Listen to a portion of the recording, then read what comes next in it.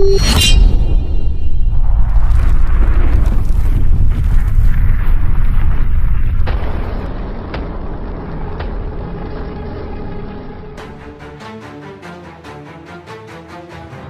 di perbatasan Kalimantan memancarkan cahaya merah menyala. Api berkobar hebat, melahap rumah-rumah kayu di desa Sungai Hitam. Jeritan penduduk menggema di antara deru angin malam, bercampur dengan suara tembakan sporadis. Puluhan pria berseragam tanpa tanda pengenal menyisir desa dengan senjata siap tembak, menendangi pintu-pintu, menyeret warga yang berusaha bersembunyi. Di sudut desa, seorang bocah lelaki terisak di balik semak-semak, menyaksikan orang tuanya diikat dan dipaksa berlutut di depan para tentara asing. Tak butuh waktu lama, suara letusan senjata memecah malam, dan tubuh kedua orang tuanya ambruk ke tanah. Di kejauhan, Rimba, seorang pemuda Dayak berusia 24 tahun, bersembunyi di balik batang ulin yang kokoh. Matanya membelalak, napasnya tersengal. Tangannya mengepal kuat, menahan gemetar yang menyerang tubuhnya. Ia mengenali seragam musuh, mereka bukan sekadar perampok atau bandit, melainkan pasukan bayaran dari negeri seberang. Dadanya bergejolak marah. Mereka datang bukan hanya untuk membakar, tetapi juga menanam teror di tanah leluhurnya.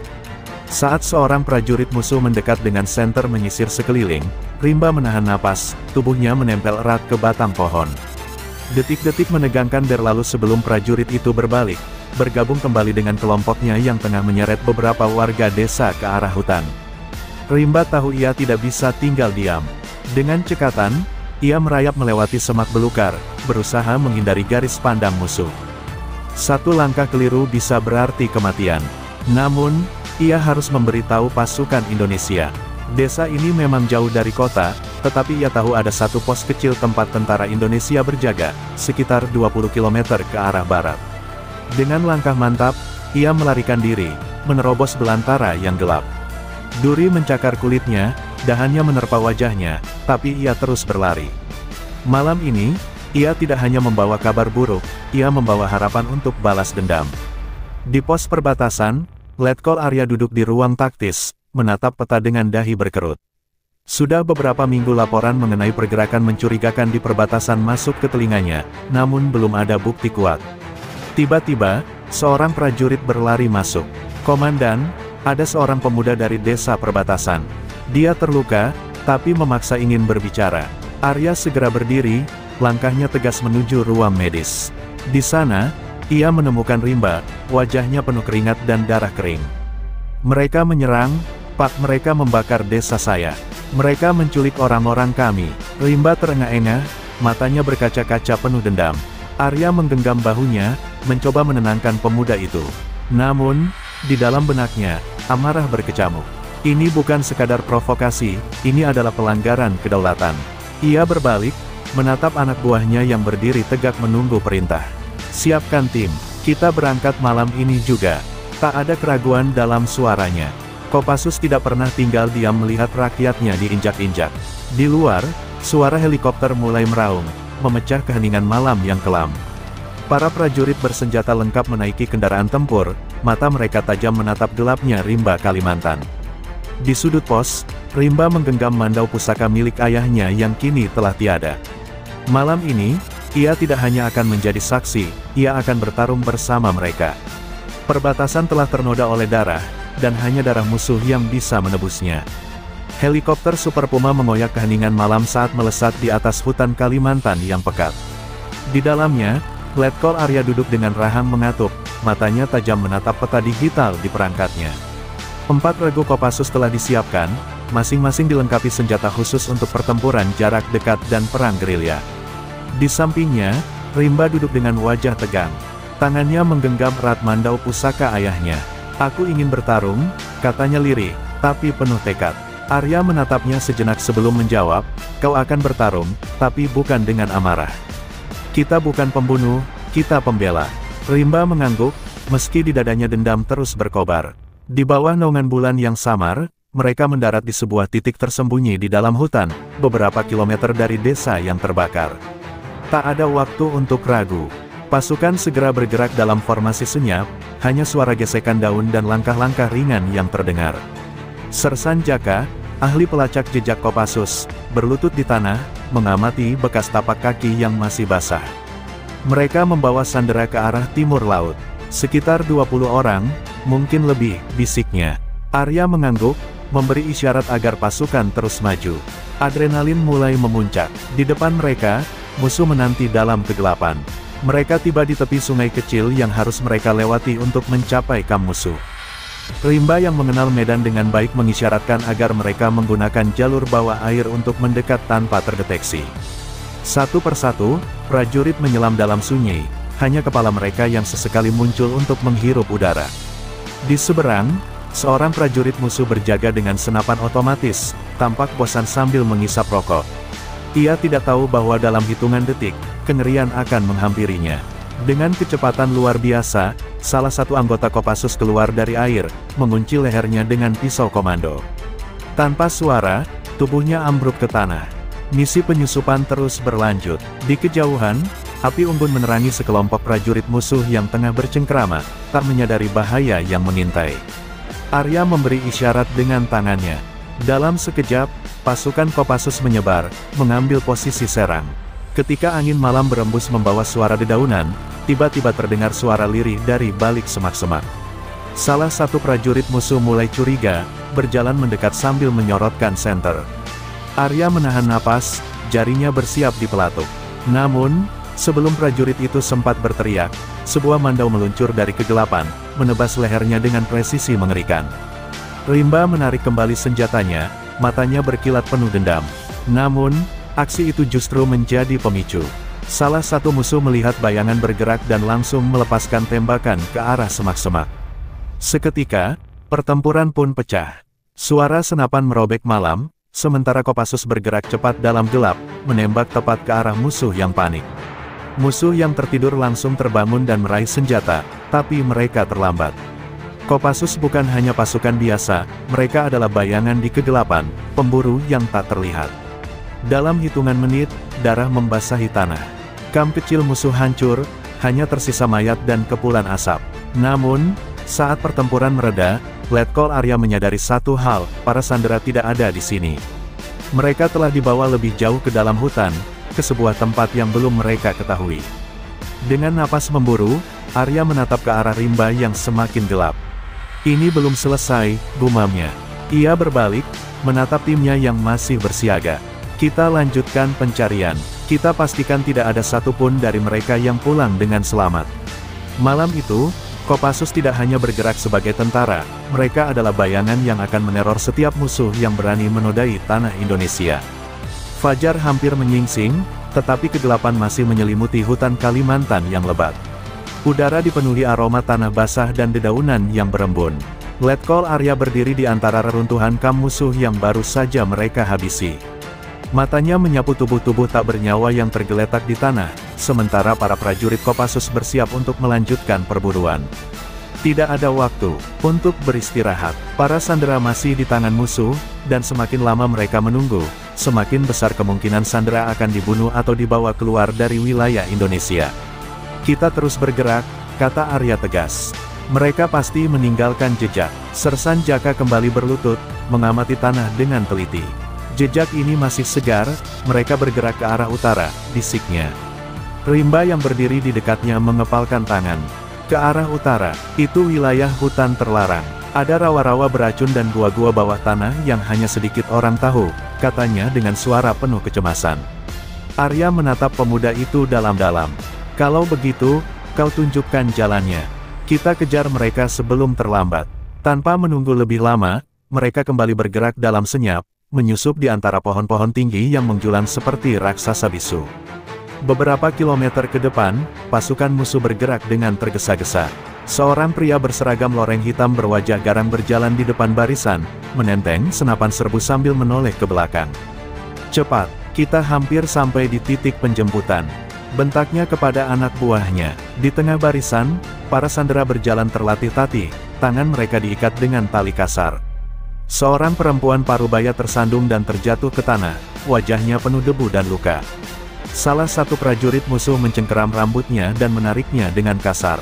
Bangun, atau kau mati di sini, ancamnya. Namun sebelum ia sempat menarik pelatuk, terdengar suara berdesis dari semak-semak. Sekejap kemudian, sebuah panah panjang melesat dan menembus lehernya, membuatnya terkapar tanpa suara. Panah itu berasal dari atas pepohonan. Kopassus telah tiba. Dengan keahlian perang gerilya yang mereka kuasai, pasukan elit ini mulai melancarkan serangan diam-diam dari berbagai arah. Dalam sekejap, suasana berubah kacau. Para prajurit musuh panik, berusaha mencari asal serangan, tetapi yang mereka temui hanyalah kegelapan dan kematian yang datang tanpa suara. Satu persatu mereka tumbang, leher disayat, dada ditembus peluru senapan berperedam. Rimba sendiri melompat dari atas dahan, mengayunkan mandaunya ke leher seorang musuh yang menjerit sekarat sebelum suaranya lenyap dalam sunyi. Namun, musuh tidak tinggal diam. Seorang pria berbadan besar, jelas seorang komandan musuh, berteriak memberi perintah. Mereka ada di sekitar kita. Bentuk pertahanan, habisi mereka. Tiba-tiba, rentetan peluru menghujani hutan, membuat batang pohon terkoyak dan tanah berhamburan. Kopassus dengan cekatan berlindung di balik semak dan akar pepohonan besar. Letkol Arya memberi isyarat kepada anak buahnya, lalu dalam hitungan detik, mereka bergerak memutar, mengepung musuh dari berbagai sisi. Di tengah pertempuran sengit, Rimba melihat seorang pria berseragam menyeret seorang gadis kecil sebagai tameng hidup. Wajahnya yang penuh ketakutan membuat amarahnya meledak. Tanpa ragu, ia melompat dan menerjang pria itu dengan kekuatan penuh, menghunjamkan mandaunya ke dada musuh yang seketika roboh.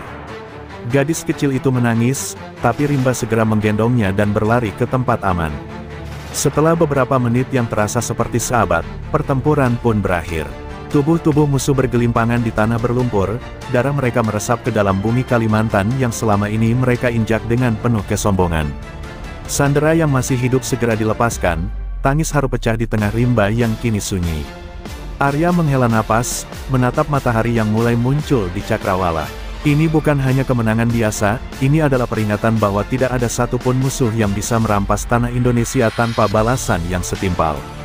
Namun, ia tahu, ini belum selesai. Di balik semua ini, pasti ada dalang yang lebih besar. Dan Kopassus akan menemukannya. Kabut, pagi masih menggantung di antara pepohonan ketika pasukan Kopassus bergerak melewati jalur rahasia di dalam hutan. Setelah penyelamatan para sandera, Letkol Arya tahu misi mereka belum selesai. Sebagian musuh berhasil melarikan diri, dan yang lebih berbahaya, ada kemungkinan mereka memiliki markas tersembunyi di dalam wilayah Indonesia. Rimba yang berjalan di depan berhenti sejenak, matanya menatap lekat ke arah sungai lebar yang mengalir deras di depan mereka. Sungai hitam, gumamnya.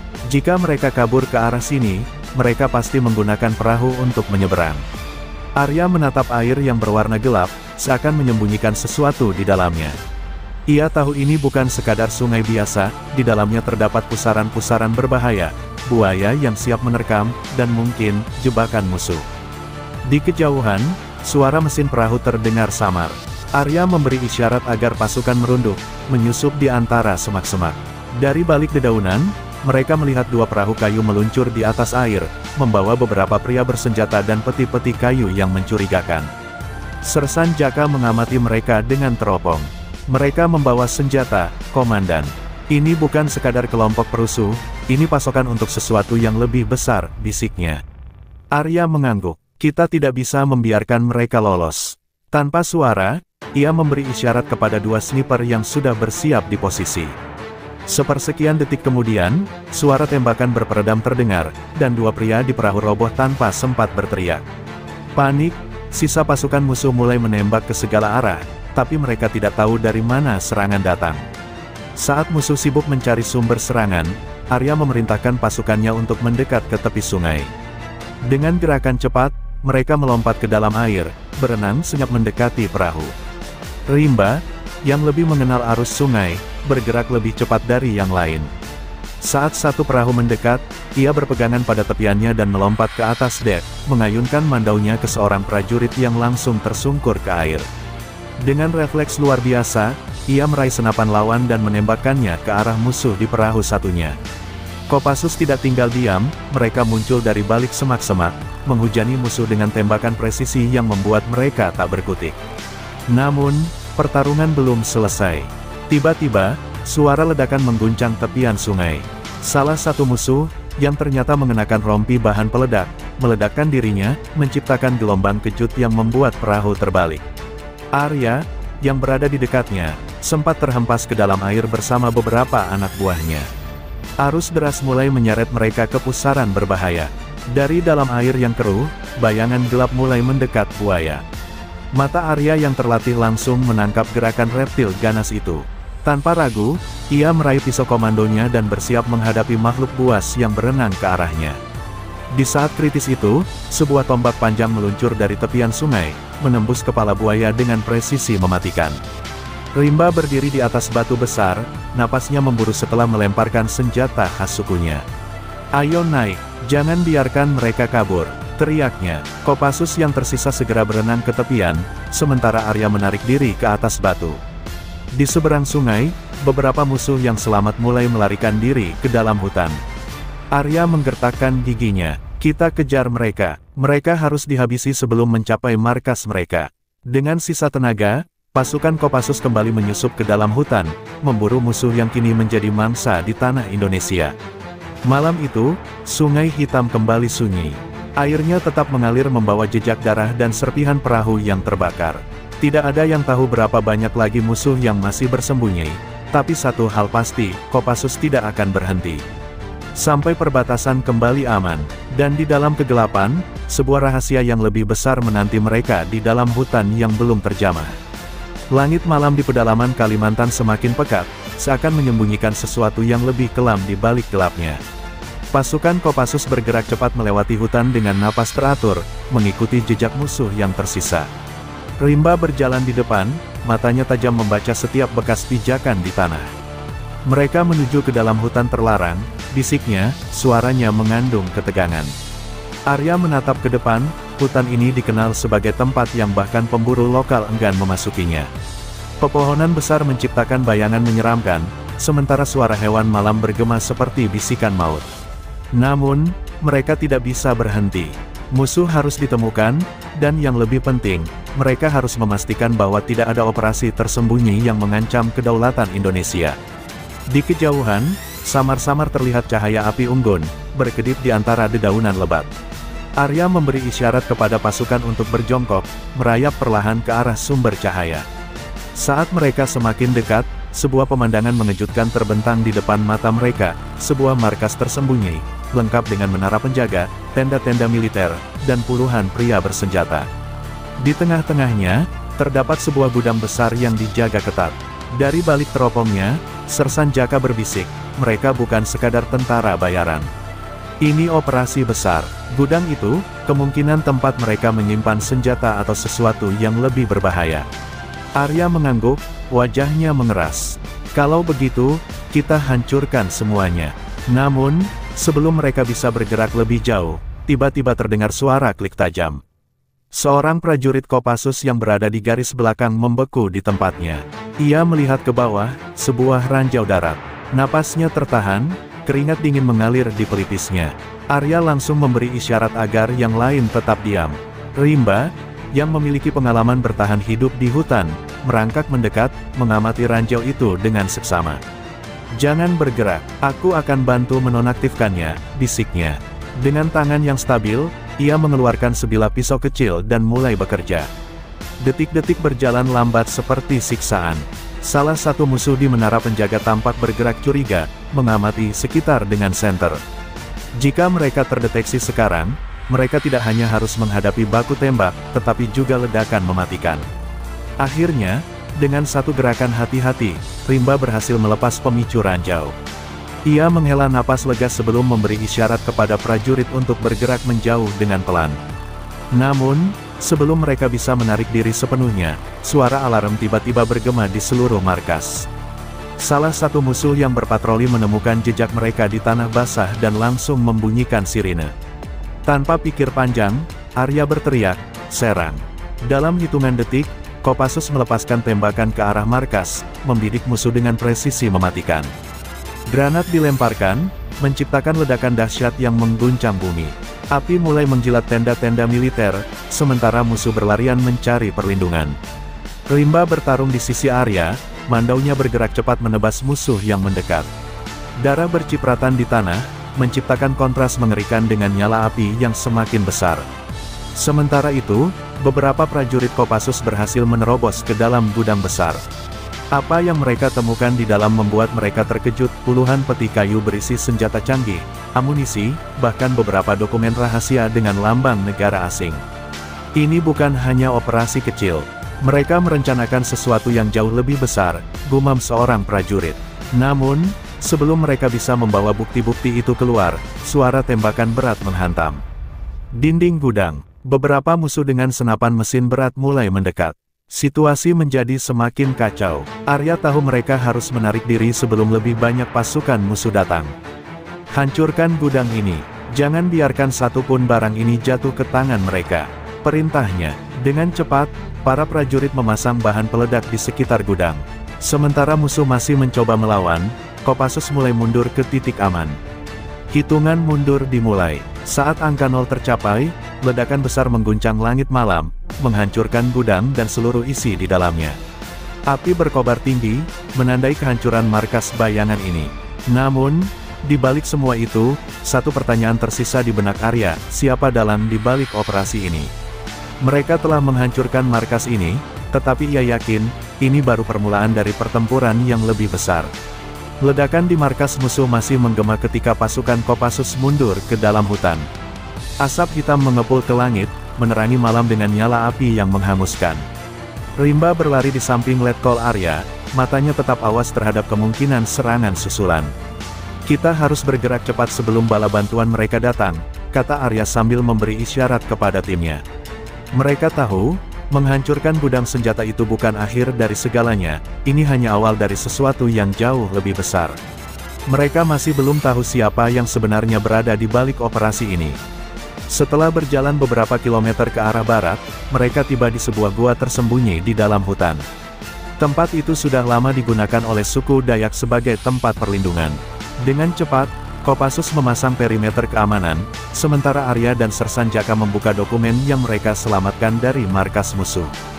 Saat mereka membaca isi laporan itu, ekspresi wajah Arya mengeras. Ini bukan hanya tentang penyelundupan senjata, katanya pelan. Ada rencana besar untuk mengacaukan perbatasan. Mereka ingin menciptakan ketegangan antar negara, membuat konflik terbuka. Sersan Jaka mengepalkan tangannya, dan kita baru saja menggagalkan tahap pertama mereka. Namun, sebelum mereka bisa membahas lebih jauh, suara gemerisik dari luar membuat semua orang siaga. Rimba meraih mandaunya, sementara Kopassus menyiapkan senjata mereka. Dari balik pepohonan, muncul seorang pria tua dengan pakaian suku Dayak, didampingi oleh beberapa pemuda bersenjata sumpit dan tombak. Kalian telah membangunkan harimau yang sedang tidur, kata pria itu dengan suara berat. Rimba mengenalinya segera. Paman Lahang, apa maksudmu? Pria tua itu menatap Arya dengan tajam. Orang-orang yang kalian lawan bukan hanya tentara bayaran biasa. Mereka memiliki jaringan luas, dan pemimpinnya bukan orang sembarangan. Arya mendekat. Siapa dia? Paman Lahang menarik napas dalam, lalu berbisik. Mereka dipimpin oleh seseorang yang disebut Tuan Hitam. Ia bukan hanya seorang perwira tinggi dari negeri seberang, tetapi juga seorang dalam perang yang telah lama bermain di balik layar. Ia ingin menciptakan konflik di perbatasan agar ada alasan untuk menguasai wilayah ini secara perlahan. Mata Arya menyipit. Jika benar ada sosok sebesar itu di balik semua ini, maka perang yang mereka hadapi baru saja dimulai. Di mana dia sekarang? Tanya Arya. Paman Lahang menggeleng. Tak ada yang tahu pasti, tapi aku mendengar desas-desus bahwa ia bergerak ke arah utara, ke wilayah rawa-rawa tersembunyi. Itu tempat yang hanya bisa dicapai oleh orang-orang yang mengenal hutan ini dengan baik.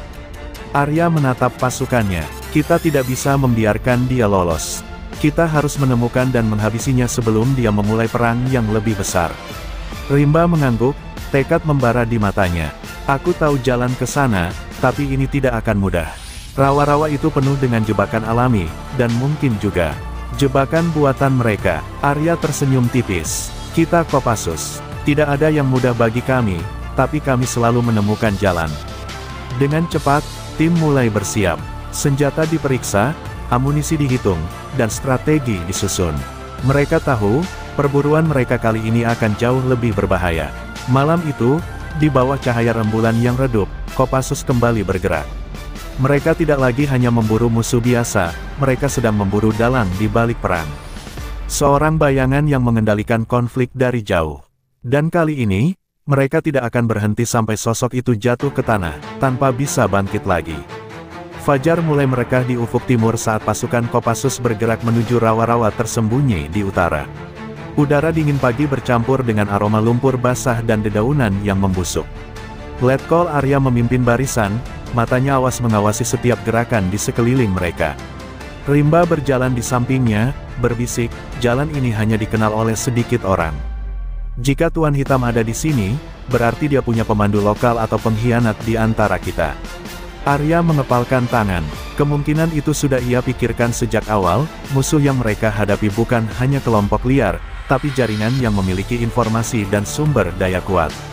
Langkah mereka semakin hati-hati ketika kaki mulai menyentuh tanah berlumpur. Rawa ini bukan sekadar rintangan alam biasa, ini adalah jebakan alami yang bisa menelan siapa saja dalam sekejap.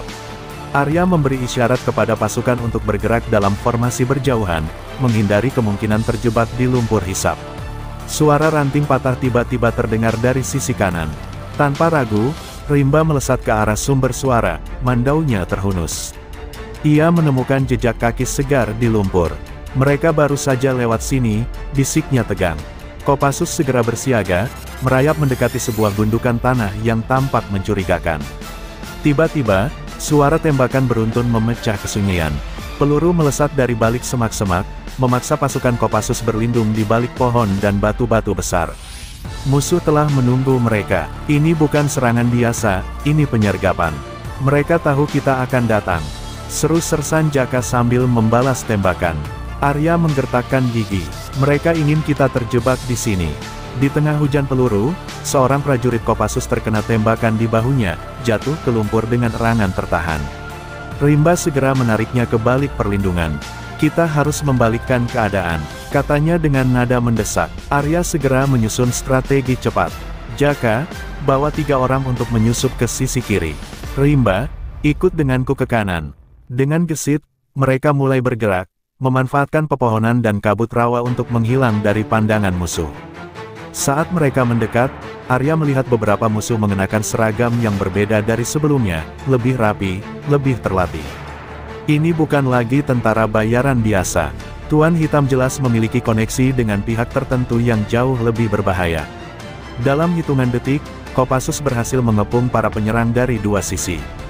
Dengan tembakan terukur dan serangan mendadak, mereka berhasil memukul mundur sebagian musuh.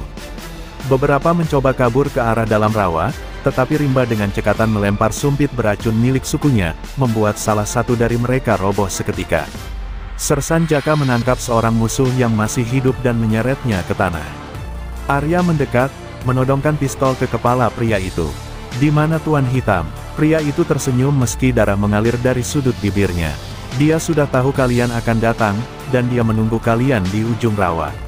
Arya menatap Rimba dan Jaka dengan tatapan tajam.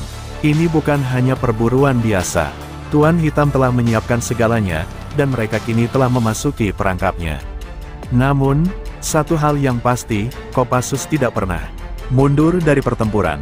Dengan senjata siap di tangan dan tekad membara, mereka melangkah lebih dalam ke jantung rawa, menuju pertemuan yang akan menentukan nasib perbatasan, dan mungkin nyawa mereka sendiri.